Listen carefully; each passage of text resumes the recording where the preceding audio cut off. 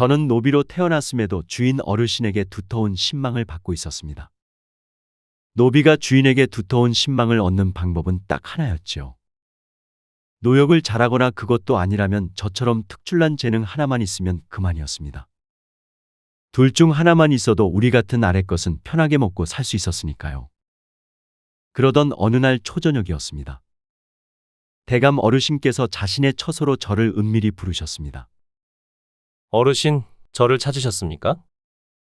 너에게 한 가지 묻고 싶은 게 있어서 늦은 시각임에도 이리 불렀느니라. 요즘 세영이가 누구를 만나는지 아느냐? 누군가를 만나고 있기는 한 것 같은데 나에게는 말이 없으니 답답하구나. 대감님이 말한 세영이는 대감 어르신의 하나뿐인 여식이었습니다. 바로 아씨였지요.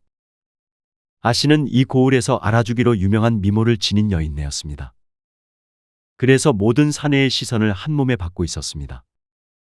즉, 사내들이 물레방아로 데려가고 싶은 표적에 늘 올라가 있었다 이 말입니다. 예, 저번에 별채로 걸어가면서 아씨가 만나는 상대가 누군지 얼핏 보았습니다. 어두웠으나 다행히도 그때 구름에서 거치는 달빛 때문에 그 얼굴을 볼 수 있었습니다. 그래, 그런데 대감 어르신께서 궁금하신 게 무엇이옵니까? 내 녀석이 보기에 세영이가 만나던 그 사내의 관상이 어떠하더냐? 세영이가 나에게 그 어떠한 것도 알려주지 않으니 알 길이 없어서 말이다. 최소한 뭐하는 가문인지는 알고 있어야 혼담이라도 주고받지 않겠느냐? 세영이도 혼기가 부쩍 지난 늦은 나이가 아니더냐?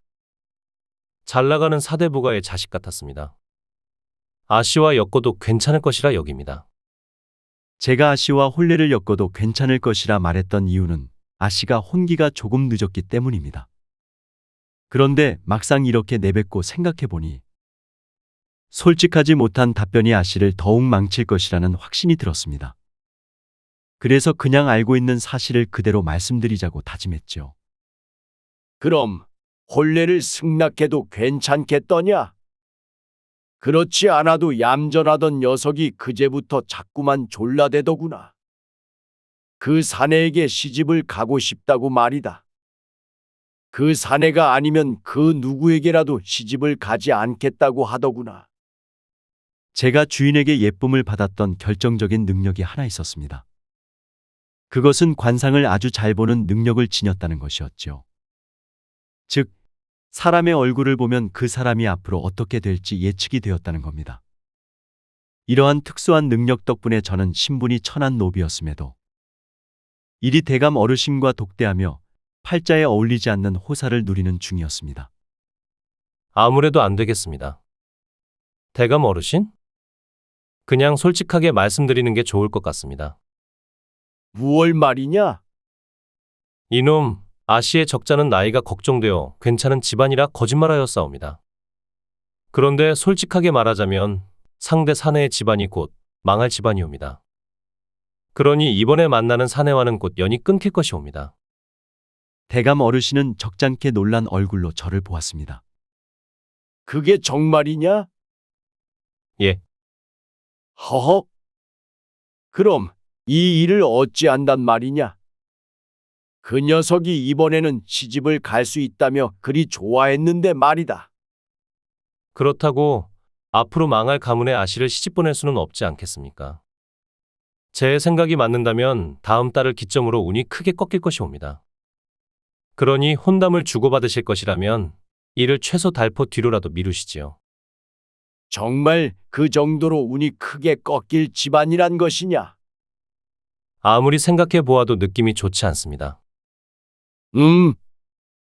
제가 이렇게 말하자 처소 문이 열리더니 아씨가 씩씩대며 이쪽으로 걸어오더군요. 아씨는 살기를 가득 품은 눈으로 저만 노려보더니 이내 마주보고 앉았습니다. 내가 아버지의 신망을 얻고 있다고 하여 그 주둥이를 아주 함부로 놀리는구나. 뭐라? 앞으로 망할 가문? 그러다 내가 혼기를 놓치면 내가 모든 것을 책임질 수 있겠느냐? 송구합니다. 저는 대감 어르신께 솔직하게 말씀드리는 게 좋다고 여겨 그리했을 뿐입니다. 내가 지금 만나고 있는 사내는 좌이정 대감댁 셋째 아들이시다. 너는 좌이정 대감이 누군지 아느냐? 날아가는 새도 떨어뜨린다는 권력의 실세가 아닙니까? 지금 조선 땅에서 그를 모르면 새작이라는 말까지 나돌지요. 그걸 아는데도 앞으로 망할 가문이라 단언하는 것이냐? 내가 내 앞길을 막으려고 작정하지 않고서야 어떻게 이런 망언을 내뱉을 수 있단 말이냐? 저는 저를 무시하는 건 참을 수 있었으나 제 능력을 무시하는 행태는 참을 수 없었습니다.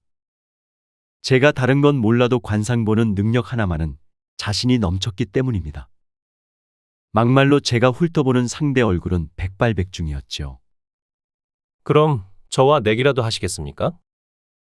제가 일이 나오자 아씨는 황당하다는 표정을 지었습니다.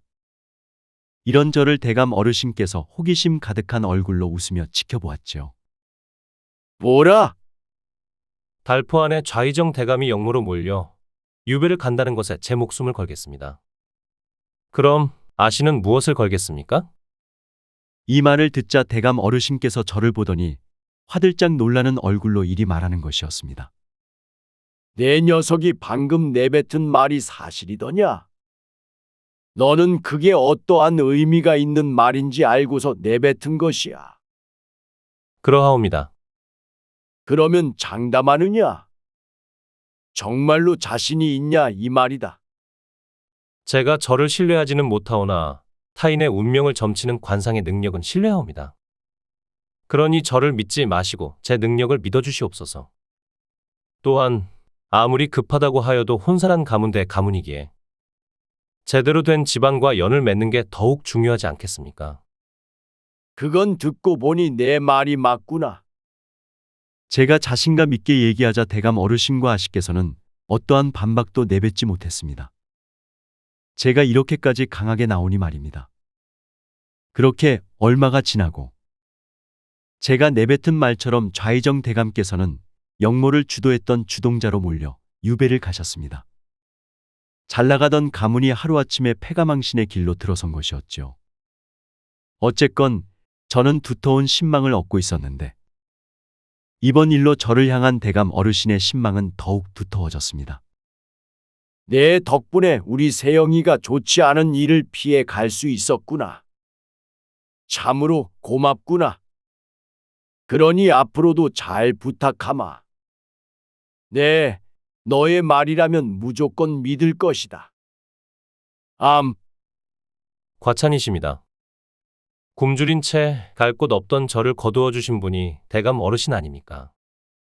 그러니 그 은혜를 갚을 뿐이옵니다. 내가 이번 일을 통해 한 가지 느낀 게 있다. 아무래도 세영이의 혼사 문제는 너에게 전적으로 위임해야 할 것 같구나. 저는 적잖게 놀란 얼굴로 대감 어르신을 보았습니다. 그게 무슨 말씀이십니까? 세영이가 좋다며 만나고 싶다는 사내들을 내 녀석이 봐주었으면 좋겠다. 내가 허락해야만 세영이가 만날 수 있도록 조치를 해둘 테니 이상한 녀석이 내 딸아이의 옆에 붙지 않도록 잘 살펴주었으면 좋겠다. 그렇게 하면 팔자가 더욱 좋아지지 않겠느냐? 그건 그렇지요. 그래도 저 같은 천한 것이 어찌. 하늘이 너에게 이 같은 재능을 물려주신 건 부디 이를 좋은 곳에 쓰라는 뜻이 아니겠느냐? 내 신분이 천출이라 이를 관직으로 풀지는 못하겠으나 내 밑에 있는다면 안락한 곳에서 배부르게 먹고 살 수 있는 복은 꾸준히 들어올 거다. 노비에게 그보다도 더한 복이 어디 있겠느냐? 그 일이 있고 난 후 그날 저녁이었습니다. 별채에서 쉬고 있는데 누군가 제 방문을 두드리는 겁니다. 영칠이 안에 있느냐? 저는 앉아서 관상학에 관한 책을 읽고 있었는데 세영아 씨가 저를 부르자 방문을 열었습니다. 아씨가 뭔가 아쉬운 표정으로 문턱 너머에 서 있었습니다. 이런 누추한 곳까지 어인일이시옵니까? 아씨께서는 한동안 어떠한 대답도 없이 말만 아끼셨습니다. 저는 그런 아씨를 멀뚱멀뚱 쳐다만 보았지요. 앞으로 내 팔자가 어떨지 내 관상을 봐주면 안 되겠느냐? 그게 무슨 어려운 일이라고 이리 힘겹게 말씀하십니까? 우선 여기는 누추하니 뒤뜰에 자리한 정자로 걸음을 옮기시겠습니까? 오냐? 저는 아씨를 뒤뜰이 있는 정자로 안내했습니다. 아무래도 아씨에게 뭔가를 알려주기에는 지저분하고 냄새나는 이곳보다 서늘한 바람이 불어오는 뒤뜰 정자가 더 좋을 것 같다고 여겼습니다. 사실 아씨는 그동안 저를 좋아하지 않으셨습니다. 개인의 미래를 점치는 관상을 등에 업고 대감 어르신을 현혹한다나 뭐라나. 그래서 그동안은 아씨에게 미운 털이 박힌 채 힘든 노비 생활을 이어와야만 했었죠. 아무리 대감 어르신께 이쁨을 받는다나 아씨와 이 집에 있는 시간이 많았으니까요. 정자에 도착한 저는 아씨와 마주보고 앉았습니다. 너에게 한 가지 묻고 싶은 게 있구나. 하문하십시오. 내가 보기에 내가 시집은 갈 수 있을 것 같으냐? 얼굴이 예쁘다나. 여자는 나이가 무기란다. 일이 나이가 많으니 이제는 자신감이 떨어지는구나. 당연한 거 아닙니까? 아씨가 뭐가 부족해 시집을 못 간단 말입니까? 개인적인 생각을 묻는 게 아니다. 내가 보는 내 관상이 정말 시집을 갈 수 있는 상인지를 묻는 것이다. 1년 안에 갈 수 있을 것입니다. 이번에 좌의정 대감댁 아드님과 혼사가 틀어지게 된 것은 아쉬우나 인연이 아닌 걸 어찌합니까? 말이라도 그리 해주니 고맙구나. 빈말이 아닙니다. 나는 처음에 왜 아버지가 너를 찾는지 궁금했었다. 그러니 지금에 와서 보니 알겠구나. 아씨가 보기에 왜 그런 것 같습니까? 인생이란 알면 쉽고 모르면 힘들고 어려운 법인데 너를 통해 미래를 알고 싶어하는 심리 때문이 아니겠느냐? 그것도 있사오나 하나가 더 있사옵니다. 그게 무엇이냐? 말벗이 아니겠습니까? 말벗, 사람이 언제가 제일 불쌍한 줄 아십니까? 모르겠구나. 힘들고 지칠 때 내 옆에 위로해 줄 사람 하나 없을 때가 가장 눈물 나는 법입니다. 그러니 주변에 사람이 많아서 나쁠 게 없겠지요. 그중 하나가 저일 테고 말입니다. 어쨌건 이번 내기에서 내가 패배했으니 갖고 싶은 게 있다면 말해보거라. 당장은 없사온데 필요한 게 있으면 말씀드리겠습니다. 그 일이 있고 난 후로 저와 아씨는 돈독해졌고 제법 가까운 말벗으로 발전했지요. 그렇다고 제가 아씨를 사모하고 있다는 뜻은 아니었습니다. 그렇게 석 달이 지났을까요? 누군가 대문을 두드리며 이리 말하더군요. 이리 오너라! 이리 오너라!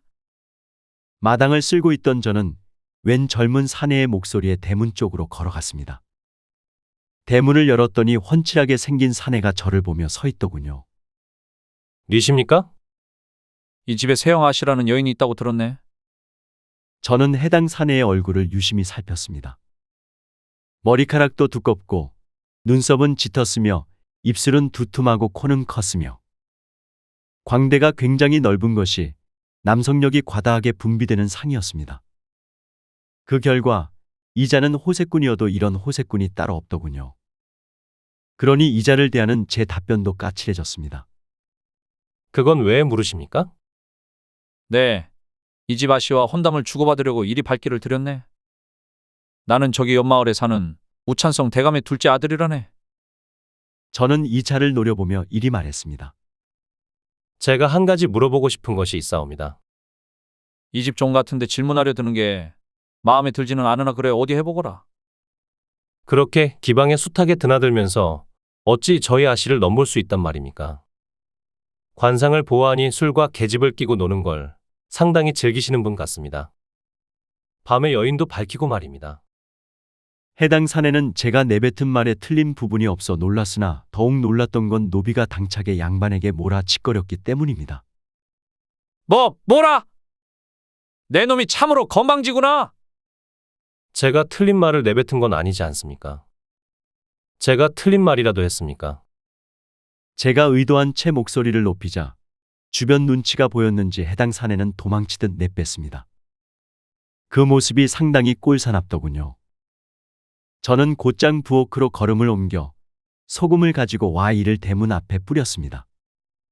어디서 재수 없는 호세꾼이 우리 아씨를 넘봐. 그날 저녁이었습니다.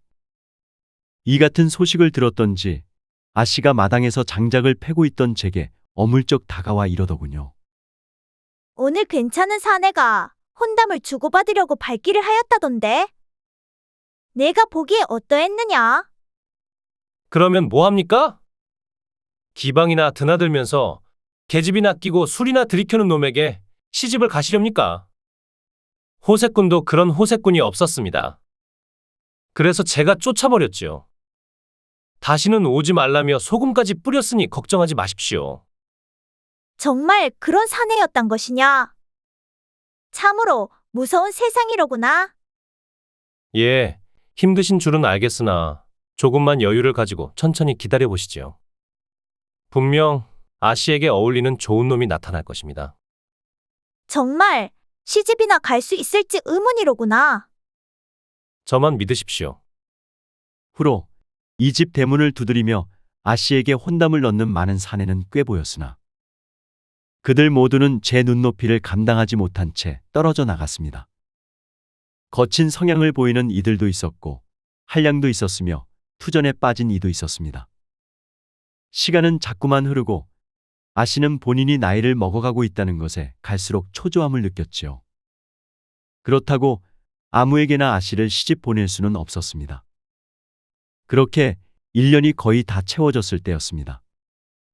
저는 아씨를 모시고 기분 전환차 저자로 나들이를 나갔습니다. 아씨 기분이 좋지 않으니 아씨가 좋아하는 장신구라도 살까 해서 말입니다. 그런데 그때 아씨 것보다 제가 사고 싶었던 물건이 보이는 게 아니겠습니까? 저는 어느 노인이 낡고 오래된 책을 쌓아놓고 이를 파는 모습을 유심히 지켜보았습니다. 낡고 오래된 책들 속에는 제가 꼭 구하고 싶었던 관상학 저서가 보였습니다. 저는 거기서 눈길을 뗄 수가 없었지요. 저 저서는 쉽게 구할 수 있는 그런 게 아니었습니다. 저게 갖고 싶은 것이냐? 관상에 대해 몰라서 그렇지 조금만 공부해 본 사람이라면 저 책이 얼마나 위대한지 아실 것이옵니다. 그렇게 저 책이 유명하단 말이냐? 예. 그러니 아씨? 저걸 사주시겠습니까? 저 책이 정말로 갖고 싶습니다. 꼭 읽어보고 싶습니다. 좋다. 그럼 이걸로 나는 너에게 진빚은 없는 것이다. 좋습니다. 아씨에게 해당 책을 선물 받은 저는 급한 마음에 곧장 읽어보았습니다.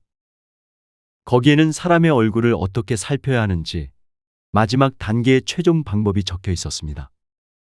결국 이 책에서 말하는 마지막 단계란 이러했죠. 인생은 미리 알고 있으면 재미가 없다. 그러니 무작정 부딪혀 보아라 라고 말입니다. 그 일이 있고 난 후로 며칠이 지났습니다. 중궁전의 세자빈 간택에 참여하라는 교지가 내려왔습니다. 세자빈 교지를 받아든 대감 어르신께서 늦은 밤 저를 부르시더군요. 내 팔자의 정치를 하여도 괜찮겠느냐? 저번에 유명한 사찰로 절을 올리러 갔을 때 배웠던 주지 스님께서는 나에게 정치는 하지 말라고 신신당부하였었다. 자칫 지금껏 쌓아온 재물을 모두 잃을 수 있다고 말씀하셨지. 저는 대감 어르신 얼굴을 보며 이렇게 말했습니다. 저는 그렇게 생각하지 않습니다. 어찌 모든 것을 사주나 관상이라는 정해진 팔자에 기대거나 의지하고 살겠습니까? 가장 중요한 것은 대감 어르신께서 하고 싶다면 하는 것이겠지요. 그걸 했을 때 즐겁다면 그게 곧 최고의 팔자가 아니겠습니까? 제가 살펴보니 사람 얼굴 다 거기서 거기였습니다. 대감 어르신은 제 말에 고개를 끄덕이더니 뭔가 결정을 내린 표정을 지었습니다. 며칠이 지났습니다. 아씨는 대감 어르신 명으로 세자빈 간택 시험을 치르게 되었죠. 다만 여기서 세자빈이 되지 못한다면 평생 시집을 갈 수 없는 부작용이 있었습니다. 그러함에도 세자빈이 된다는 가능성에 무게를 두고 이를 도전했습니다. 우리 아씨가 늦은 나이임에도 불구하고 세자빈 간택의 최종 승자가 된 것이었습니다. 집을 떠나기 전 아씨가 저를 보고 이리 말하더군요. 앞으로 내 팔자가 어떻게 될 것 같으냐? 내가 세자마마에게 사랑을 받으며 행복하게 살 수 있을 것 같으냐? 저는 이렇게 조언하며 아씨를 안심시켰습니다. 당연히 좋지요. 특히 하관의 힘이 좋기에 말년에 복이 많으실 것이옵니다. 또 어디가 좋고 어떤 걸 조심해야만 하느냐? 이제 궁궐로 들어가면 출가 외인인 몸이다. 지금 말해줄 수 있는 건 모두 말해주거라. 아씨? 저도 제 인생을 모릅니다. 그런데 겪어보지도 않은 아씨의 인생을 제가 어찌 알겠습니까?